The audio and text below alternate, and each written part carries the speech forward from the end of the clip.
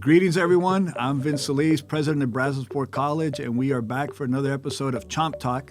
Today, we're going to be talking about biology with some of our amazing faculty. So welcome to our podcast where our conversations bite deep and we always navigate the waters of knowledge. So today with us, we have Dr. Isaiah Schauer from our biology department, who's the chair of the department, and Dr. Joel Quiros, who also teaches in that department. So we're excited to have you guys talking about biology. Tell me a little bit about yourselves and what brought you to BC.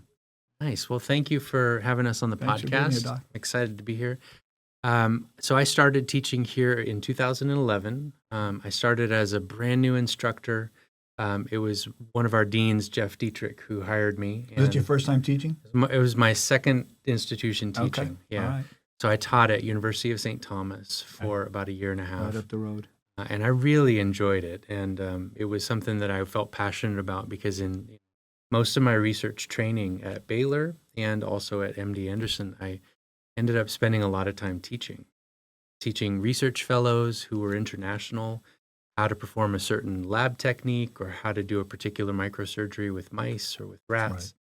And so I ended up focusing more on teaching than on research, and the research environment was so intense and driven towards like publishing or perishing, grants, right? Yeah, absolutely. Write No grants, pressure, get funded, yeah. So that's what brought me to the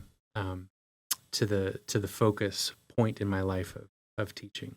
You know, and that's one of the really great benefits that we have at the college is that our instructors, you know, which is a little bit different than the universities. Universities, as you said, Doc, they got to do a lot of research, you know, focus on grants. And for us, it's 100% teaching. So in addition to all the other things that you do, but that's a big benefit of, you know, one of the things that I see is, you know, teaching at the college, we get to teach all the time. So it's a big benefit. I agree. Very good. So, Dr. Quiros, tell us a little bit about yourself. You're also in the world of biology, and you've been with us. Tell us what brought you to BC. I'm a native-born Texan, Jasper, Texas, and then went over to Louisiana for my undergrad, where I did a lot of tutoring, a lot of nursing majors tutoring for like chemistry and biology, and that's kind of where I got the bug for maybe potentially teaching. And then I took some research classes and really enjoyed potentially doing research and got into Baylor College of Medicine, very high institute for lots of biomedical research. But after a while, I got kind of tired a little bit of that, but wanted to still focus on maybe teaching or at least explaining things to others. So once I graduated my PhD, my first teaching job was kind of quite a bit down the road at Coastal Bend College. Yeah, absolutely. And then taught anatomy and physiology for 2 years. But Louisville's pretty, I don't know what you would say, Bermuda Triangle. Not as fast-paced as Lake Jackson. Right. So when the job opened up here for a microbiology instructor, I've always like, go take it.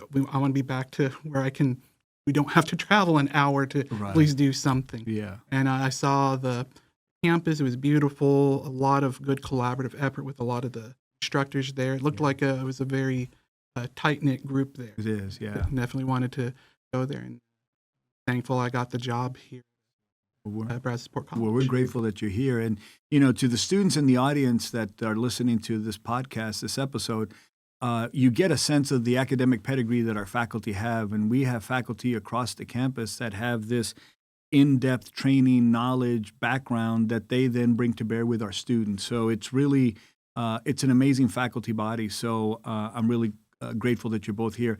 Let me ask you this. What do you both enjoy the most about working with our students? You're in a tough academic field. You know, one of these things that's out there is, you know, Americans want to do less of the academic rigor courses, you know, so they get into other areas. You're in the really hard sciences, and by that I mean you're teaching bio, you're teaching A&P, anatomy, physiology, you're teaching all of these things.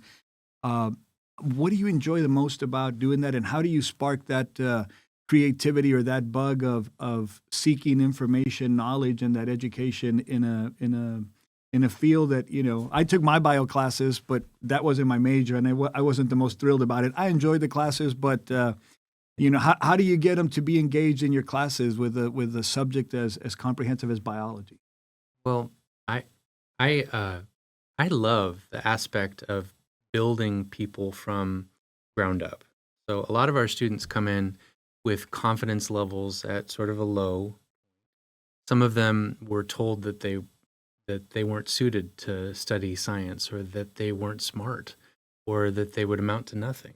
And I enjoy the interaction and the privilege of being able to see those students grow and develop from the start of the class, where they're hesitant, they're unsure, they don't know what they're doing necessarily, and they don't even know if they can survive a college level science class. But so what are some of the things that you help them, Doc, in your class survive, especially that first year? If someone takes your bio class that first year, that freshman year, what's that like? How do you help them be successful in their classes? It's all about honesty, and it's all about confidence. Okay. Right? So what I try to work on is getting small little assignments that have relatively small point values under their belt from the very beginning, so that they start to build points in the course, and they start to build that sense of, I can do this. I can do this. It's not all about taking a make or break final exam for me. I like to allow them these small little victories through the semester, and that builds their awareness, their sense of I can do this. I can actually learn this.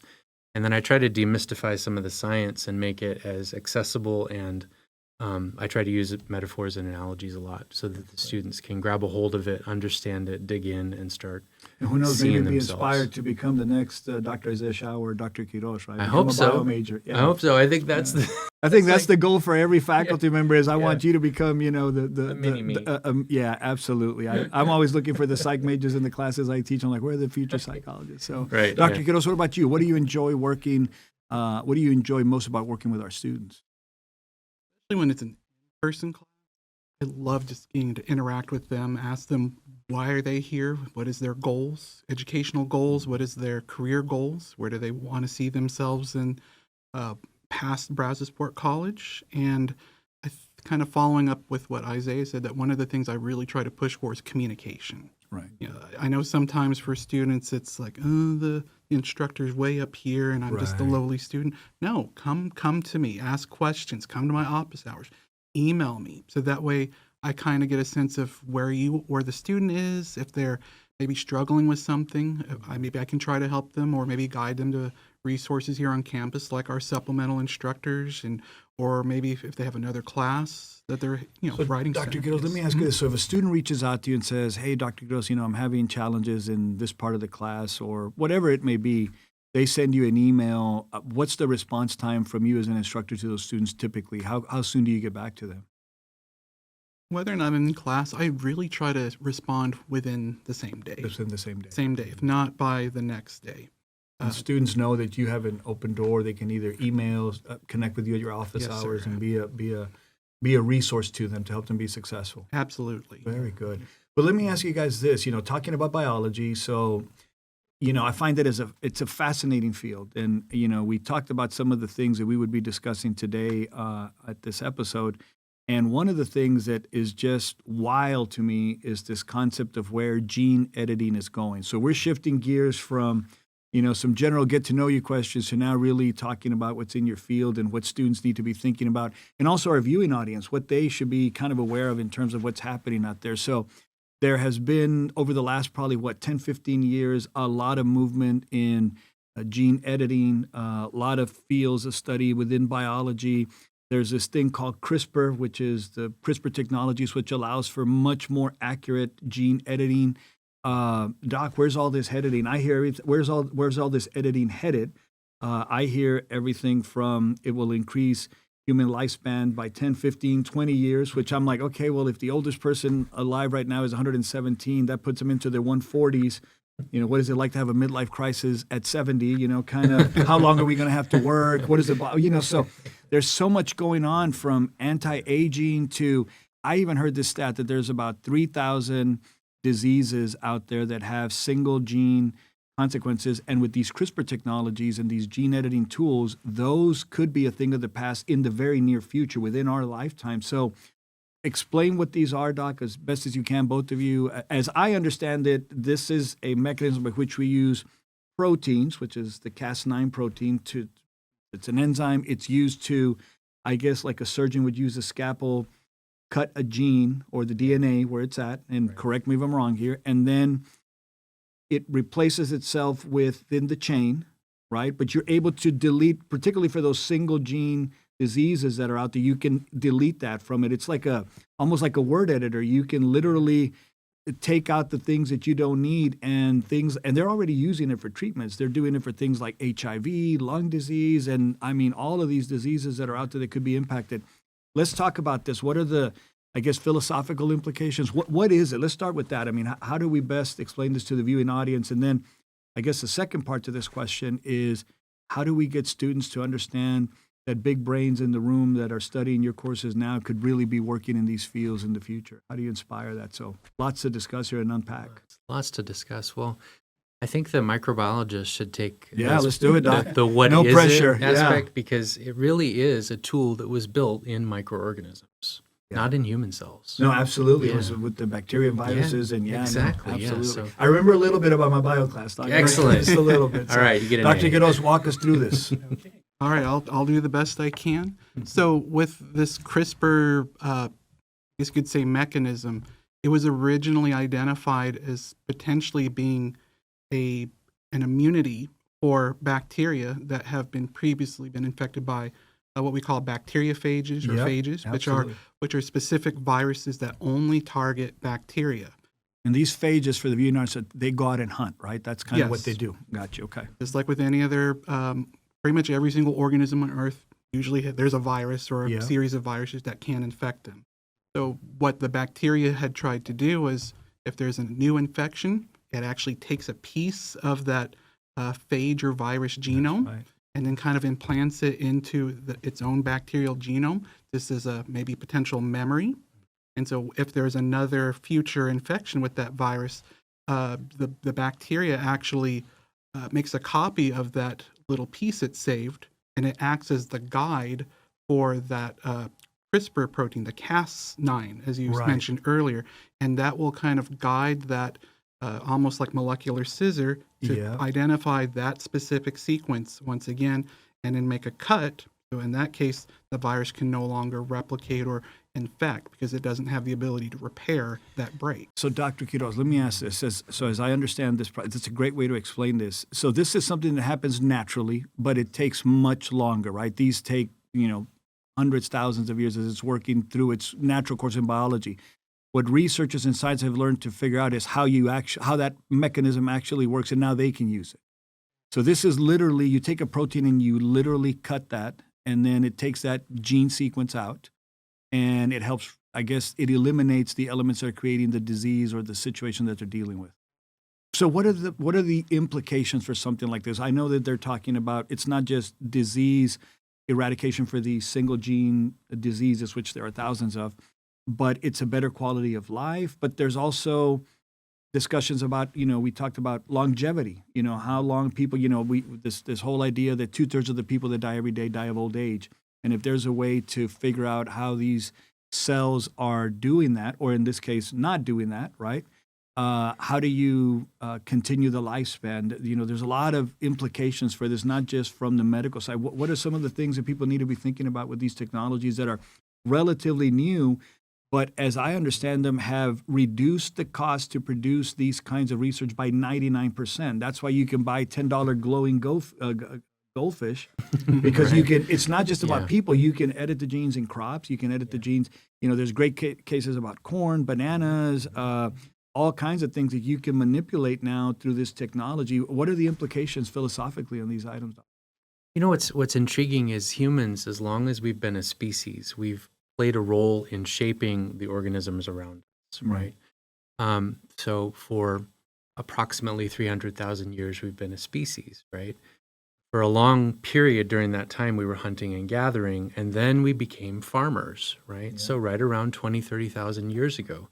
And we call researchers and anthropologists and archaeologists call that time period the period during which we domesticated crops, right? We domesticated animals. And that's a long-term process that's essentially the same as gene editing. But what we're doing is we're selecting traits based on how the organisms look, right? How friendly is that wolf, right? And can we take the most friendly pup and breed it? And then we get hopefully a even friendlier, more companion-like dog after thousands of years, right? So we've been doing this we've for been doing thousands this. of years, but now this is different. There's a difference between what you're describing in terms of let's identify the traits that we like in this case canines versus now let's actually target something so specific that it will, eliminate things like HIV, sickle cell. It'll give us, eliminate tooth gum disease. It's just so many things that are out there that could be impacted where we benefit from the quality of life that we can see. But Dr. Quiros, let me ask you what your thoughts on this are. Beyond eliminating diseases and a better quality of life, what are some of the cons to this? What are some of the, as I see it, if all of a sudden I'm like, hey, well, instead of just fixing an illness so we can have a better life, but what if I want to be thinner or have more hair? Or what are the implications of now designing the kinds of people that we, would have an ideal for? What does that mean for people? Because once the genie's out of the bottle, there's no putting it back, and it's already out. So, hence the glowing fish, right? So, yeah, fluorescent fish. It's a veritable Pandora's box. Sure. Pretty much. I guess for me, if you were to kind of go that route of almost like a designer baby, where you're just trying to pick the most ideal traits for them, maybe not just for survival, but for, again, like I said, appearance or just their physical nature. Part of it's like you're kind of losing that, in my mind, just the nature of humans, just how they act and just how they are in their natural surroundings. Over time, we've evolved or we've developed all these characteristics and what make us unique from one another. But then what if you just like, okay, well, now everyone's going to have this gene that, we all have brown hair or we're all blonde. I don't know. So something like that. So you just lose, in my mind, a bit of that individuality. So Dr. Quiros, for the viewing audience, this is not science fiction. This is, Nobel winning scientists were the ones that discovered this. And it wasn't too long ago. So it has been a very rapid advancement in the area. But I know that in, 2015, 2016, Chinese scientists actually, there were two instances where they actually went in and did some gene editing. And I believe at least one of those researchers was trained here in Houston at Rice. So, this technology is, again, it goes back to, it's a very simple, and I put it in air quotes, concept that you can, cut the gene with the protein. Obviously a very complicated, research-based approach to it. But from the perspective of that science fiction piece, that's real now. I mean, this is a real technology. So a two-sided question. What would be your response as educators in the classroom? Now kind of going back to the classroom, if a student says something, well, there's an ethical consideration with something like these technologies that we're all learning about in the field of biology. One would be, if I have access as a physician or someone who deals in the field of medicine, access to a technology that can give someone a better way of life, a better living, a healthier living, somebody could make the case to say it would be unethical for us not to do that simply because it can make this person or this child, or it can eliminate diseases, right? Versus the flip side, what you just mentioned, Doc, would be it can lead into things like biowarfare. It can lead into preferred genetic traits. It could lead to all kinds of implications. I can think about it from maybe even a business standpoint. So if I'm the insurance company and all of a sudden I'm like, oh, well, now I know that Vincent, Isaiah, and Dr. Quiros have these traits, maybe we don't want to cover them because they could potentially get sick and cost us more, right? So how do you have these discussions with students in the classroom? What does that look like? Well, it's a tough discussion to have, right? We have to talk, especially in genetics. We talk about the ethical, the legal, and the social implications of gene changes, right? And so if you've got an individual who's an adult who has a disorder that they've developed, like sickle cell anemia, then correcting in that adult, and it's a single gene disease, right? So it can be corrected by CRISPR, and there's actually been clinical trials and successful treatment of patients with this, right? That person can give consent, right? They can say, yes, I want this corrected. Yes, even if it's experimental, even if it's a question mark whether it will actually address the disease, I want to take the risk. And that's happening right now, Dr. Schauer. Those things are happening right now. I know that some of these single gene diseases are being treated, at least in clinical trials, like right now. So one of the things that I find, just kind of jaw dropping about is how fast this is moving. This was it was 15, 20 years ago that this was, discovered, and it has proliferated. So, Doc, what about you, Dr. Quiros? What do these conversations look like in the classroom? I usually try to introduce it a little bit in Bio 1. Okay. This is again, as you were saying, like for students that are just getting their feet wet here at the college, and maybe they haven't taken biology in a while, or maybe they have kind of, as you said, a negative association, like, oh, I have to take biology. That was kind of me. And I will say, once I took it, I was glad I took it. I took both parts to it.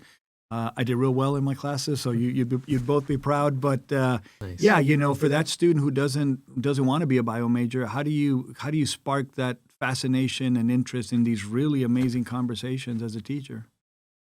A lot of it is probably introducing like some maybe basic literature, or where it's kind of, it can encompass a lot of the students, where they can kind of grab it very easily. Right. And then I can pose questions in class like, okay, we just talked about da da da da da. Now I try to give like a real world example where we are kind of at this point of, this is now a reality. It's an inflection point for humanity, I think. Yeah. And this kind of spark discussion, and with all the different backgrounds, I get some very interesting, like, oh, I didn't even think about that, or maybe for other students that are rooted in maybe some thought that maybe they didn't consider this other point of view. And a lot of times then it just takes off on its own, where Right. the other students kind of guide or ask questions, and maybe some other students respond. And that's what we're all after as teachers, is we want that magic happening. Our jobs is to challenge each other intellectually on any topic, right? So that's a big part of that. But once you see that magic happening where students start talking to each other, they're working in groups, the discussion questions, there's a whole art to having really great discussion questions. A lot of people think that, as educators, we just kind of show up to the classroom and, because we know a subject, but there's a lot that goes into these kinds of discussions that actually get students to be engaged and, provoke thought. At the end of the day, for me, that's the single most important thing that we do with education, particularly higher education, is, yes, there's learning and there's preparation for the future and all the things that come with receiving an education. But at the highest levels of an education, particularly that of a college or university experiences, get people to think. Get people to think about the things that are impacting our lives, our worlds, and how they can be a part of those solutions that, are needed for big problems. Like we talked about using some of these technologies for food production. There's parts of the world where you travel to, and they're doing amazing things with very little water because they've been able to, through selection and different processes, work on the kinds of crops that are available in those areas to help either feed or produce the things that they need within those regions. So let me ask you this. Okay, so obviously the things that are happening now require lots of focus on technology. It's a mix of the teaching, the learning, but technology plays a big part. What does technology look like in your classroom? What can a student expect coming into your classrooms related to technology? What does that look like? Well, so what I've been trying to incorporate more recently is the use of ChatGTP and AI in the classroom. So how are you doing that? So AI, hot topic for everybody. Yeah. We have an AI task force that we're going to have the members on here at some point, and they're working on some really great things. Everything from community classes to putting up a course online so that all students and faculty can access. The big topic right now, how are you using it in your classroom? Well, it starts with my day one talk with the students. So we go through parts of the syllabus. I point out, look, guys, there's a section right here that deals with this. I know you've all been hearing about it. Maybe some of you have used it. Maybe you've used it already to prepare part of a paper or answer questions for a class, right? And so I go over with them the ethical and responsible usage of AI, at least as far as I've been able to gather from other instructors and other educators online at reputable institutions, right? So I gathered little bits and pieces of how they introduce it to students, talk with them through it, demonstrate how to use it. So I bring up ChatGTP on the screen. We type in a prompt. I ask for like, what's a super amazing cool fruit that you guys love? And so we talk about, how does this fruit grow, right? Oh, I love bananas. Okay, well, let's ask ChatGTP, how do you grow bananas, right? And so then we go over the answers that it spits out. And I ask it, as we go through the semester, I'll bring it up on screen and ask it more complex questions. So it starts off with the sometimes- basics and then gets a little bit more comprehensive. Sometimes it gives just completely weird, does, yeah. off-kilter answers that don't have any bearing in science, right? Right. And it's kind of fun because then the students see how it really messes up. It's not this perfect, amazing tool that gets everything right all the time. And they realize that it's not something, just like when you're looking at information on social media, right? It's not something you can take without verifying. Sure. It's part of the learning process, even though it's misinformation or wrong information. So it gives them that opportunity to see it in practice. We talk about it in the lab. We talk about it in lecture class. We talk about it for group projects. Yeah. We talk about it for writing papers. And the important thing is to establish that there are ways to use this that are responsible. And then there are ways to use it that are irresponsible, absolutely. right? And Absolutely, so yeah. I make it an open discussion. I don't try to hide anything from them. And You're giving them all the tools. yeah, I tell them I'm struggling with it too. How Sure. to use it, right? Because I Absolutely. might use it to create this cool little image to use in a lecture or put as an image in a one of the labs. That way, I'm not violating copyright by copying somebody else's Right. image, right? But then all the words are misspelled in the image, Yep. and the people have 7 fingers, right? That's so right. it's hard. It's gene editing at work. Yeah. Right? For those people that need the 7 fingers. Right. So, Dr. Quiros, what about you? What role does technology play in the classroom? And I guess, how do you keep up with it? Oh, that's an excellent question. So I came from a point where I think midway through my college career is like the first time I'd ever seen PowerPoint used in the classroom. And at least for my lectures, I have PowerPoints. Students can print them out. They can write, highlight, or I encourage them to do that. A lot of times that's how I learned pretty well, was writing and highlighting things. So use the PowerPoints, and then I usually have a lot of supplemental videos if there's a topic that's a bit dense, and maybe no matter how hard I try to break it down, it's still a little iffy. There's lots of resources online, YouTube, where it's like, wow, a lot of people have made this Videos, video that's just for right, that topic, and that, or I've created my own little lecture videos, little bite-sized pieces to help them maybe process the information better. So you're shooting your own videos, Doc, explaining some of the content in the class for the students to digest and work through. That's what I try to do. If I think if it's a bit dense and heavy. Right. Different ways for the students to learn the same subject matter. Absolutely. Let me ask you this. We talked a little bit about keeping up with technology. I guess coming back down a level, how do you all keep up with the latest in terms of the developments? Like, you're both very well versed in the CRISPR technologies, gene editing, but there's any number of things that happen in the world of biology. How are you all keeping up with what's happening to help you be better teachers, more prepared? How do you do your own development? It's a challenge. The main way that I do it is I follow a couple of people on social media who are science researchers who publish things and post things all regularly. And then I do a lot of reading of journal articles that are reviews. So those aren't primary science publications written by researchers who are working on a specific topic, but rather they're an article that summarizes the work of multiple researchers on a specific area or in a specific area. So I do a lot of review article reading. And then what I try to do is keep up with changes in our textbooks as well, because there are new versions that are published and new Dr. information Schauer, that let me are ask you a added. question. Do you So use textbooks or do you use OERs or open educational resources? Do you use any combination of those?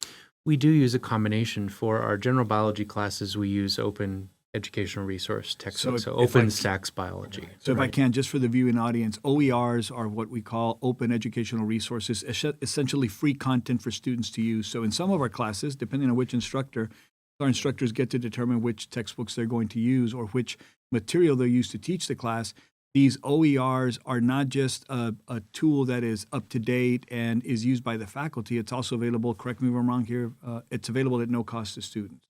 Yeah, so that's one of the benefits. Because I remember taking a bio class, and back in the day, I remember specifically my biology book cost $60. Now it's like $600 or something Yeah. crazy like that. But Yeah. times change with that, but the cost doesn't. So I'm glad that our faculty use these open educational resources in some of our classes that gives students access to the content and the materials without a cost associated. Yeah, it was a number of years ago that we made the conscious decision to not force the students to buy a really expensive textbook. Right. We had one of the best on the market at the time. It was Campbell's Biology, and it's been known for over 30 years, right, to be one of the leading ways that students learn biology, one of the most selected textbooks. But the new edition that was coming out that particular year, this was maybe 7 or 8 years ago, it was going to be $350. Yeah, no, right? they're And if it's a new edition, they can't buy used, right? So we made the conscious choice as biology professors, here at BC. We want our students to be able to afford the textbook, and making it zero cost is the best way we can. Dr. Quiros, do you use OERs as well?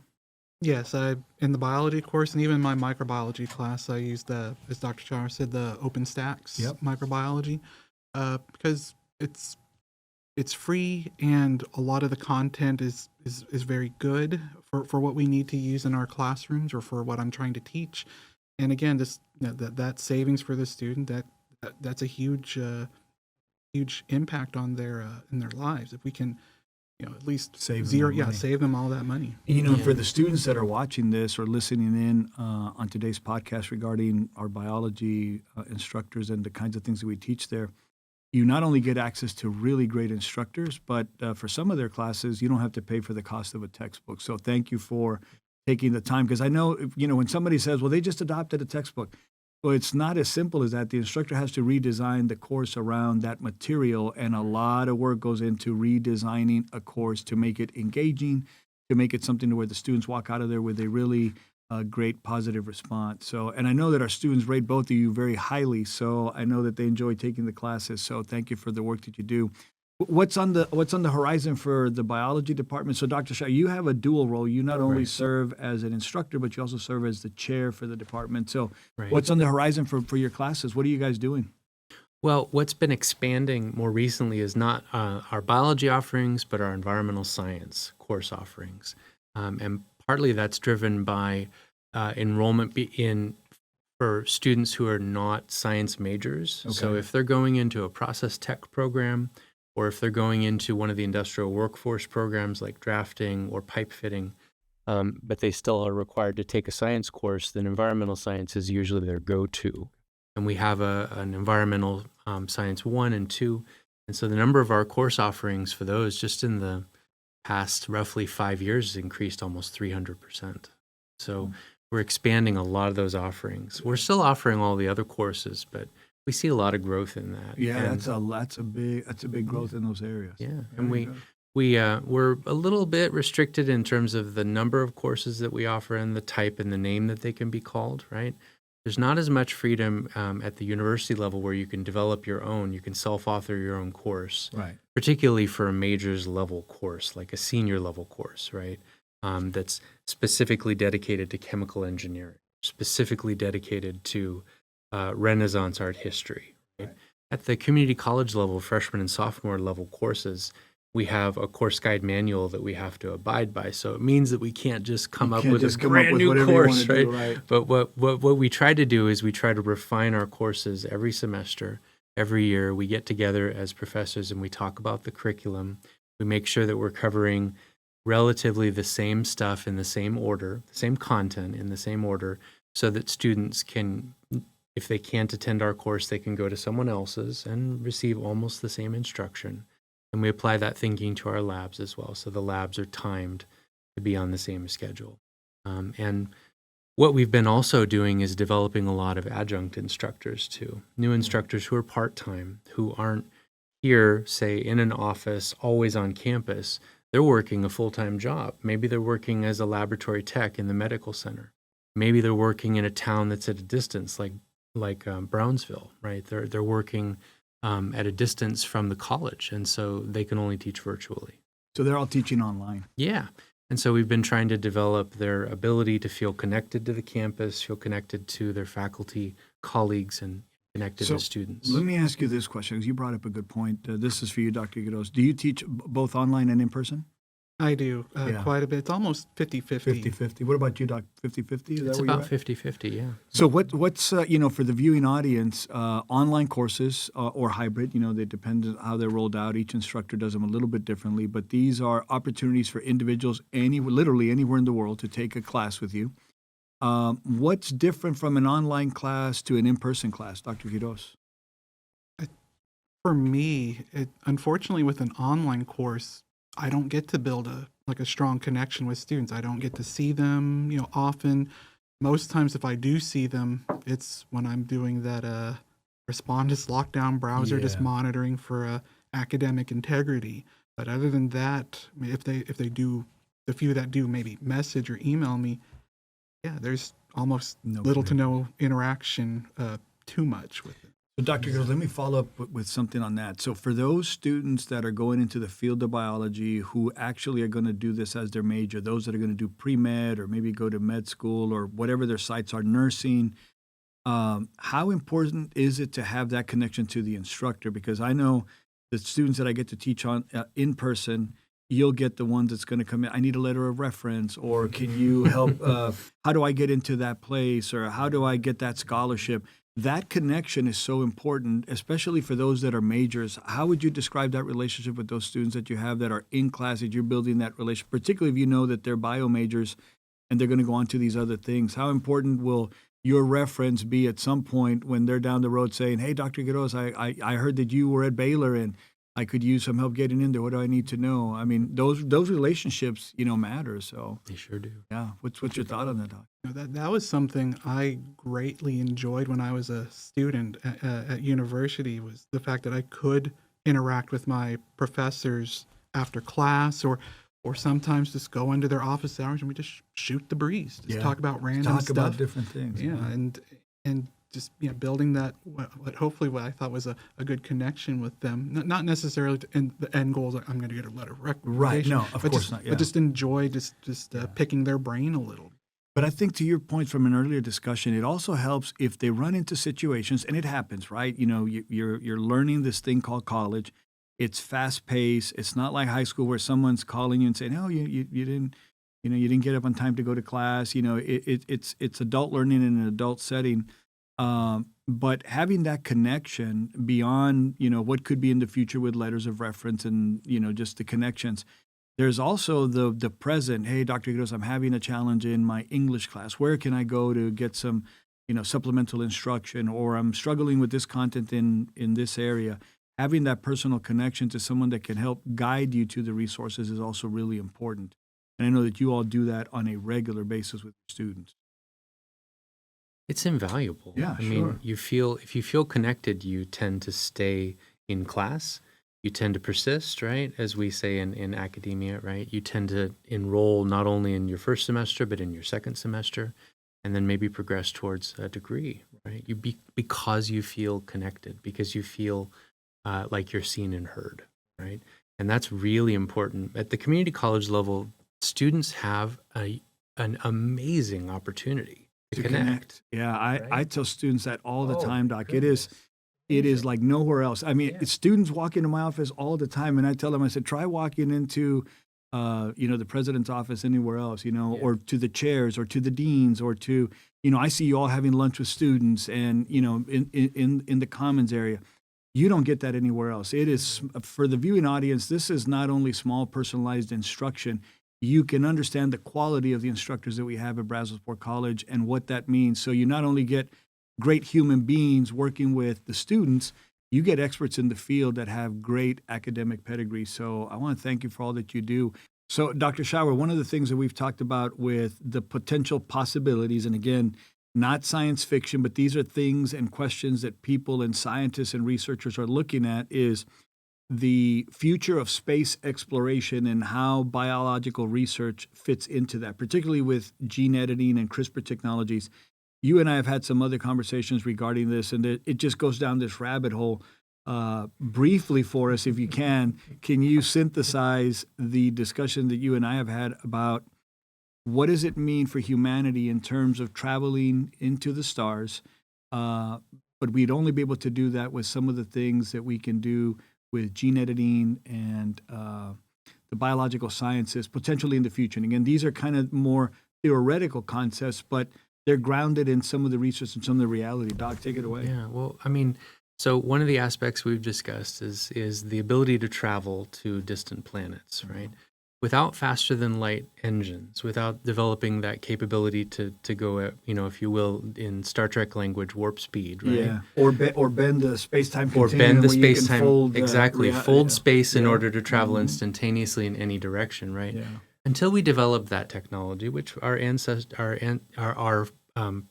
forebears, not ancestors, the opposite, Sure. our descendants. The descendants, That's the word, yeah. Our descendants may develop that, but we've got to be able to travel for hundreds and hundreds of years in space, right? To get to the nearest possible habitable planet that can be habited. Yeah. There's a treasure trove right now of genetic diversity on the planet of organisms that don't age. They go through periods in their life where they stop aging, and there's not cellular degradation. They're not dying while they're in this process, and they're actually emerging from it, beginning their lifespan brand new from that point, even if it's been years. Like there's a small soil worm that's called C. elegans that can stop aging while it's going through larval development. And it can exist, even though this is a worm that might last 2 weeks as an adult, it can exist for years and years in the soil, not age a single moment, right? So what if we could edit that, right, into our genome in some way and allow our metabolic processes to stop and our aging process to stop for 300 years while we traveled in space? So what are the implications for that, Dr. Quiros, or either one of you? So the ability to, I guess, slow down the aging process while we are in some kind of stasis, asleep, so to speak, in some kind of vessel that will get us to another planet, then that entails slowing down the clock considerably because it would take a long, long time to get to something that could, another exoplanet. So what are the thoughts of? Because I know we've talked about things like radiation and, muscles, the heart, all those things that come with it. So what are the implications with that? Yeah, I mean, there's muscle atrophy that occurs in zero gravity or microgravity. There's bone loss that occurs, so we'd have to address those issues as well. There's problems with being able to walk in the gravity environment of the planet that we would get to. What if it's more gravity than Earth? Well, we'd have to do gravity training of muscle and bone during the journey, even if we were in stasis while in space. At a time where you're slowing down the aging process so that when you show up there, you might be 400 years old, but you only look like a 30-year-old. Yeah, and you're able to actually start, setting up shop for your space station colony or whatever it is that we're doing. Yeah, setting up a Starbucks at the planet somewhere, right? Yeah, we're setting up a Whataburger on a distant moon of Titan, right? Yeah, speaking of Whataburger, I'm thinking of, what if you can alter your metabolic pattern to where, or maybe alter your digestive system where maybe it can be more efficient in utilizing the energy if you're in, say, like a space colony or in a colony on this exoplanet where, it's tough to grow food or to get your food. We want to try to make sure we make that food last or something like that. So it's or even more applicable to right now, maybe getting a faster metabolism so that we can drop a few pounds. So lots of amazing conversations with these technologies. So one of the other things we talked about was radiation resistance, right? Yeah. So there's microorganisms, Joel, if you want to talk about that aren't affected by cosmic radiation. Without the blanketing and the filtering of our atmosphere, right? If we're out in space, we're subjected to orders of magnitude more damaging radiation that could damage our DNA and cause us to develop massive, horrendous diseases just from spending multiple months in space, right? So there are quite a few bacteria that live in these very extreme environments that have evolved different mechanisms like very robust DNA repair mechanisms or ways that they shelter themselves from this UV radiation or cosmic radiation to where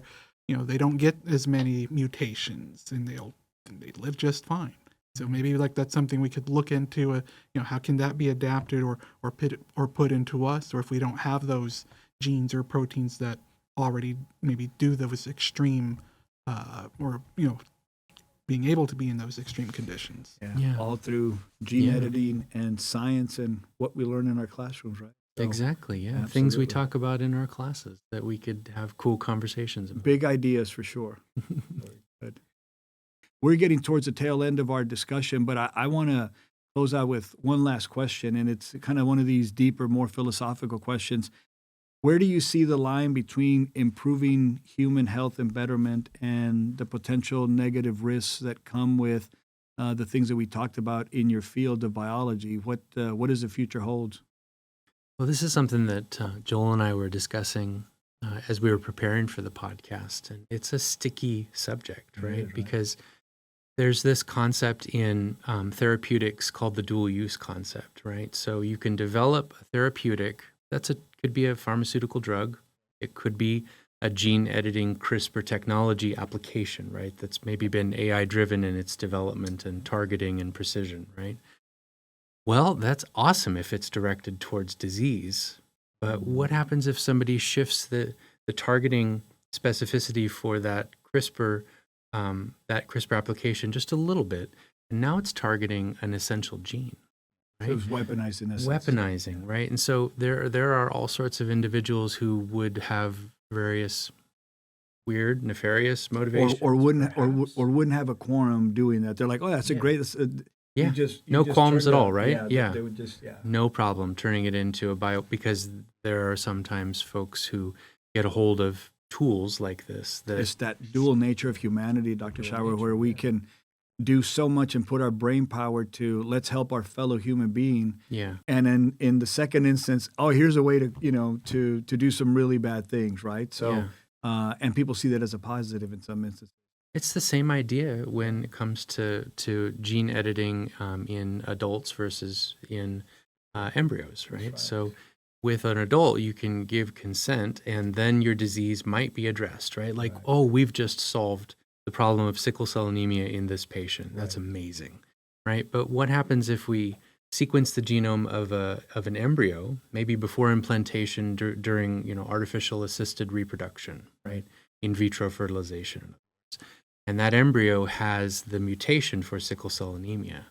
And that embryo give consent. And that's part of the ethical and legal conversations that are happening. Kind of like what happened in China. Exactly. Yeah. I mean, a parent giving consent for the embryo is one thing, but the individual who, of course, an individual wouldn't want to necessarily be born with a debilitating condition. Right. But what if we cross the line between correcting a debilitating condition into modifying a trait because of the preference of the parents, like what Joel was talking about, eye color, right? Yeah. Or the size of our ears, because some of us have Height, huge ears, right? Yeah.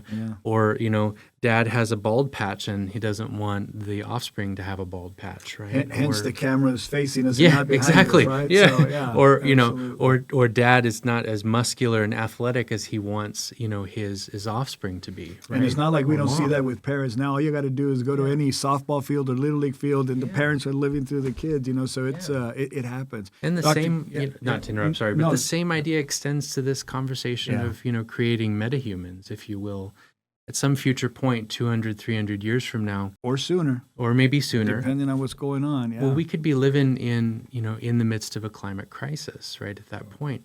And it's not like there aren't mammals right now, like whales and dolphins and seals and walruses that live underwater or spend large parts of their time underwater. And what if that would benefit humanity as a whole? If we transition to living underwater, right? And you bring up something really important now, because these technologies can also be used for de-extinction, to bring back animals. Yeah, right? like So right woolly now mammoths. Woolly mammoths. They're talking about the project that's happening in Siberia with those, and just so much going on. Dr. Quiros, Yeah, I exactly. turn to you for the last one.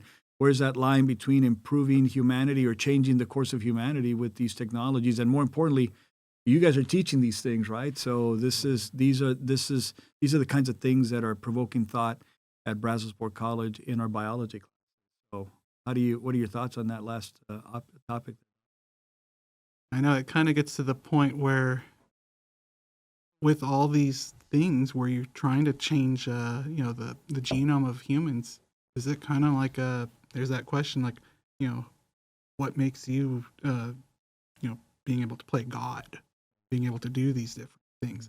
So as Isaiah was saying, we want to do the thing that benefits humanity, but then there's always those outliers that seem that they want to destroy for nefarious purposes. So You have to take it kind of with a grain of salt where, yeah, that sounds awesome. That sounds great. But yeah, what are the implications down the road? If you green light this, where does it stop?